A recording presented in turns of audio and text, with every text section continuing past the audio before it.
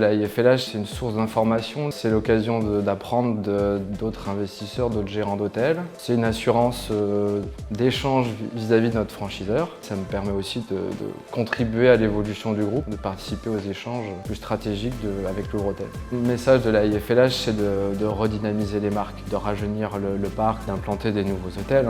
C'est de prendre des parts de marché. À une époque, il y avait un esprit revendicateur, un petit côté syndicaliste, qui est moins le cas aujourd'hui. On est dans une nouvelle phase d'échange, de co-construction. C'est un échange gagnant-gagnant qu'il faut trouver.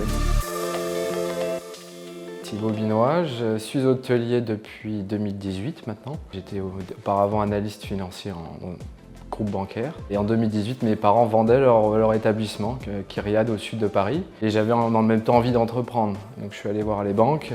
J'ai essuyé une dizaine de refus. La 11e a été la bonne. J'ai pu être accompagné par une banque pour reprendre le fonds de commerce de ce premier hôtel en 2018. Ensuite, en 2022, on a repris un deuxième hôtel en Bretagne en structure familiale que mon frère et ma belle-sœur gèrent. L'an dernier, avec mon épouse Margot, on a repris un hôtel au sud d'Angers, en gérance également, et puis on a pu acquérir les murs également. J'ai baigné dans l'hôtellerie depuis tout petit grâce à mes parents.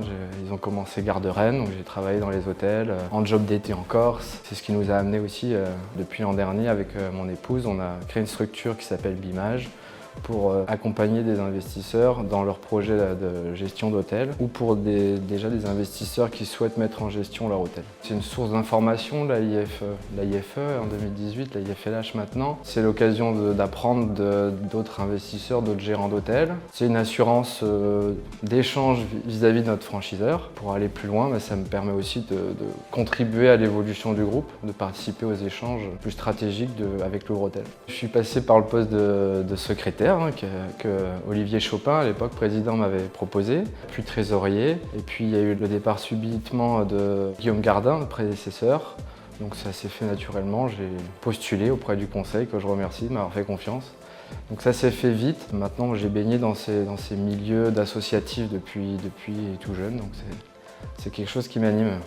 C'est vrai qu'à une époque, il y avait un esprit revendicateur, un petit côté syndicaliste, qui est moins le cas aujourd'hui. On est dans une nouvelle phase d'échange, de co-construction pour convaincre.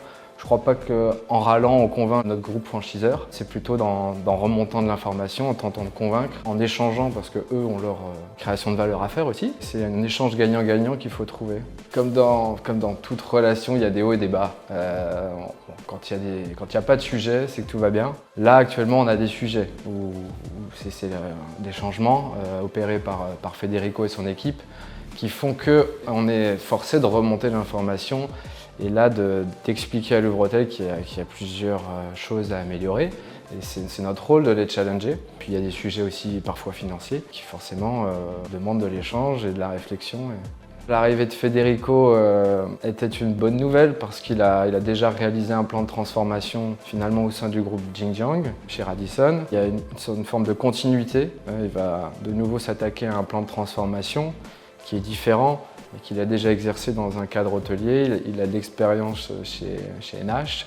Il nous a écoutés parce que quand on regarde le plan à 5 ans, c'est des choses que la IFLH sollicite depuis plusieurs années. Être exemplaire en tant que franchiseur, rénover les filiales, se recentrer sur le marché France, créer un vrai programme fidélité. Il y a ces points-là qui ont été martelés par l'association et que Federico aussi maintenant a mis sur ce plan à 5 ans. Ça fait qu'un an, un an et demi que le plan a commencé, donc il est encore tôt. Ce qu'on peut dire de manière positive, c'est qu'on voit que les filiales se rénovent, que les choses se mettent en place. Donc la partie digitale, on a la plateforme qui est lancée pour faciliter le quotidien des investisseurs, pour retrouver l'information en ligne. Le plan se déroule. Il y a une nouvelle culture plus forte, je trouve, du résultat chez Louvre. C'est positif pour les franchisés ensuite. Federico a redéfini les marques pour donner des choses concrètes. Il y a le Campanile Prime Nature qui a été distingué, il y a la transformation de Kyriade Direct en Kyriade Eco. Donc maintenant, il faut le temps pour que ça se mette en place et que ça se concrétise auprès des clients.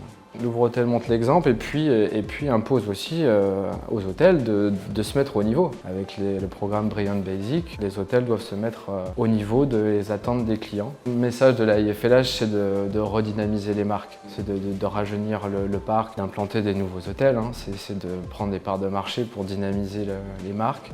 Ça, c'est la première chose qu'on attend. En termes de service, nous, ce qu'on souhaite, c'est que ce soit efficace, que ça fonctionne. Et qu'il y ait un changement, il peut y avoir 3 à 6 mois de mise en place. C'est ça que nous, les franchisés, on challenge pour que ça soit le plus efficace possible. Je crois que la confiance ne dépend pas de l'exclusivité. La clarté du contrat et la confiance dans la relation peuvent suffire pour qu'un hôtel fonctionne bien, qu'il y ait une bonne relation gagnant-gagnante entre l'investisseur et son franchisé. Et puis il y a l'effet de marché. Aujourd'hui, beaucoup d'investisseurs sont multi-enseignes parce qu'il y a des opportunités. Mais quand on a déjà un Kyriade et qu'il y a un hôtel d'une autre enseigne qui est à vendre, c'est comme ça qu'on peut se retrouver multifranchiseur.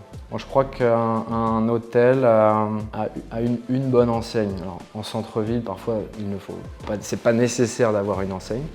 En fonction des marchés, chaque établissement a ses typologies. Et dans le même temps, les franchiseurs sont de plus en plus exigeants pour implanter leurs enseignes en capacité de chambre, en qualité. Donc l'investisseur doit trouver la marque qui correspond le plus à son établissement. Je pense pas, encore une fois, je connais des investisseurs qui ont des relations de confiance et qui vont plus naturellement se développer avec certains groupes.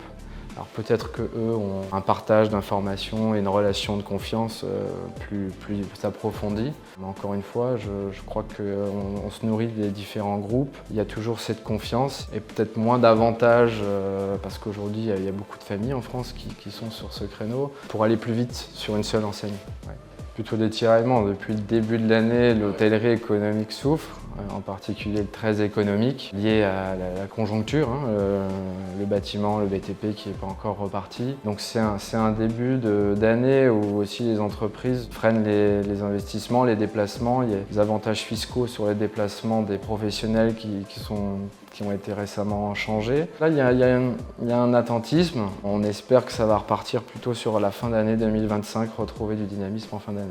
Je pense qu'il y a une attente client vers le lifestyle, mais le marché aussi se développe, donc là, il y a de la place pour les deux. Je crois qu'il y aura toujours besoin d'une hôtellerie économique, très économique. Nouvelle clientèle qui souhaite un peu plus de confort, donc tout cet environnement lifestyle trouve sa place.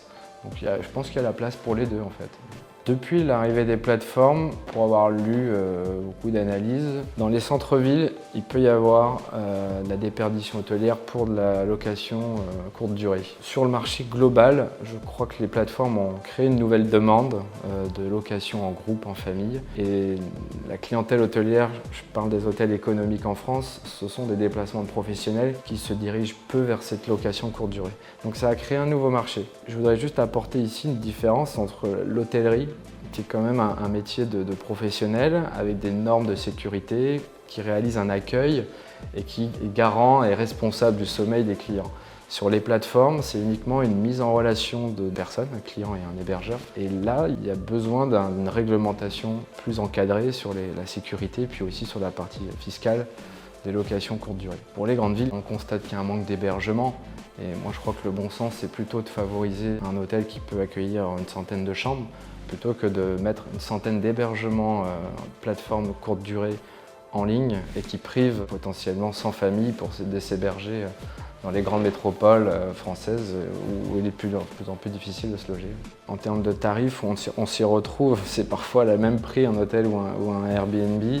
Et donc il y a une attente cliente différente. Un Airbnb peut parfois proposer des hébergements à 8 chambres, choses comme ça. Ça vient compléter l'offre notamment des grands centres-villes ou le littoral. C'est un concurrent qui vient d'une manière un peu différente proposer une offre plus élargie.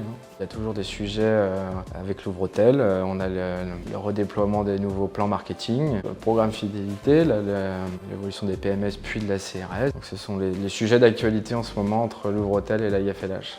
On construit et on espère que ça portera ses fruits, que ça va redynamiser nos marques. Oui. Merci.